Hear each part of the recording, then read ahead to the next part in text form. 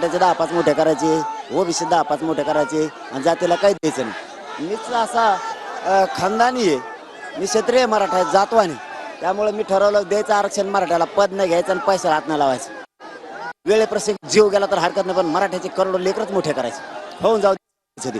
मारून टाकते त्याच्या पलीकडे काय करेल सरकार, मरायचं पण बदलायचं नाही, पैसे कमायचं नाही. मग माझ्या मराठा समाजाच्या लक्षात आलं की आपल्या लेकराला उघडं पाडायला लागलेत, मनोज जरांगेला उघडं पाडायला लागलेत, त्याला चारी बाजून घेरलं, घरी नाही बसायचं, आपल्या लेकरासाठी लढतोय तो. हे भाजपच्या गोरगरीब मराठ्याच्या लक्षात आलं, काँग्रेस राष्ट्रवादी शिवसेनेच्या सगळ्या मराठ्यांच्या लक्षात आलं, कवर नेते मोठे करायचे हे त्यांच्या लक्षात आलं. आपले लेकरं मोठे करू, स्वतःचे लेकरं अधिकारी करू, आरक्षण घेऊ. मनोज जरांगे आपल्या लेकरासाठी लढतोय आणि आपला कोण नेता आहे तो त्याच्या लेकराला मोठं करायसाठी लढतोय, मंत्रिपदासाठी लढतोय. काय घेणं आहे आपल्याला, हे सामान्य मराठ्यांनी ठरवलं. मराठ्यांच्या लक्षात आलं, उसाळा मराठा ताकदीने एकत्र आलाय. प्रत्येक जिथं जिथं मराठ्याचे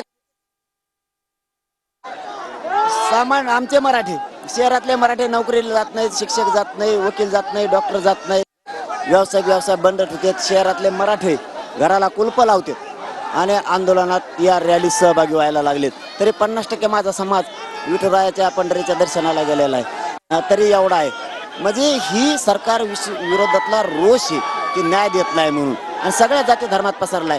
फडणवीस साहेबाला वाटतं मी नेते मोठे करीन, जात आता ऐकत नसती, नेत्याच मोठा कर म्हणतात आणि तिकडेच घेऊन हिंड, असा समाज झालाय.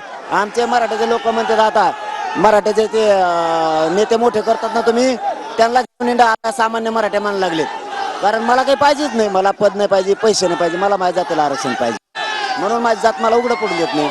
आता फडणवीस साहेबाला आम्ही हे समजून सांगत होतो दरवेळी, फडणवीस साहेब मी पुन्हा एकदा सांगतो आज TV9च्या माध्यमातून, फडणवीस साहेब तुम्ही आमचे शत्रू नाहीत, आम्ही तुम्हाला विरोधक मानला नाही, तुम्ही आम्हाला आमचं ठरलेलं आरक्षण द्या, ओबीसीतून आरक्षण द्या, कुणबी मराठा एकच आहे, प्रमाणपत्र द्या, गॅजेट लागू करा, हे मराठी तुम्हाला डोक्यावर घेऊन नसते.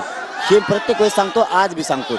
पण तुम्ही हे सोडून देता आणि काड्या करायला लागता, हा म्हणता आणि काड्या करायला लावता. ते गिरीश महाजन, ते छगन भुजबळ, ते चंद्रकांत पाटील, ज्याला काही माहित नाही. तुम्ही मराठ्याचे 2-4 माकडं तुमच्यात असणारे ते टकोचे बरं, मग ते मंत्रिपदासाठी आमदारासाठी मराठ्याचे.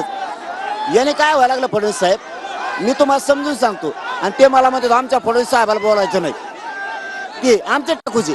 याने काय होतं फडणवीस साहेब, ऐकत असलं तुम्ही तर ऐका TV9च्या माध्यमातून. याने काय व्हायला लागलं, मराठ्यांच्या लोकात जास्त रोष जायला लागला, कारण हे टकूचे तुम्ही बोलणार, कारण या ताटातलं उष्ट खाल्ल्याशिवाय जमत नाही, यांना तिकीट पाहिजे, मंत्रीपद पाहिजे, मला माझ्या जातीला आरक्षण पाहिजे.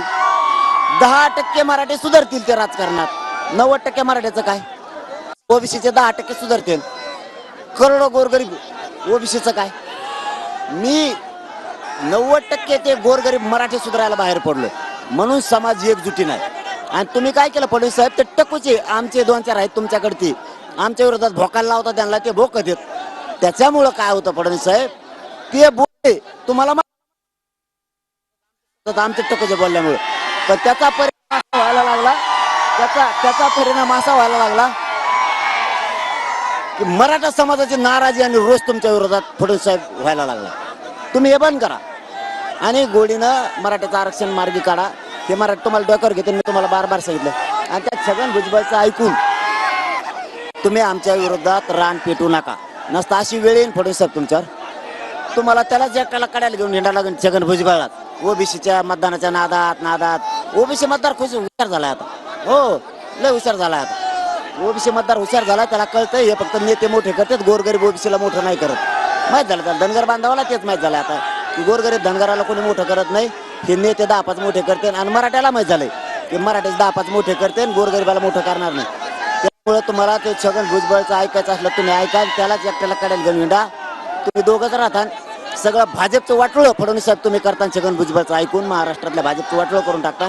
तुमच्यावर अशी वेळ येईल, त्याला कडाला घेऊन तुम्हाला हिंडा लागेल आणि एकट्यालाच मुख्य घेत बसा मग त्याचा रातभर. दादा, आपण देवेंद्र फडणवीस हे ऐकत असतील, त्यांना काय आवाहन आहे तुमचं TV9च्या माध्यमातून? प्रत्यक्ष बी केले.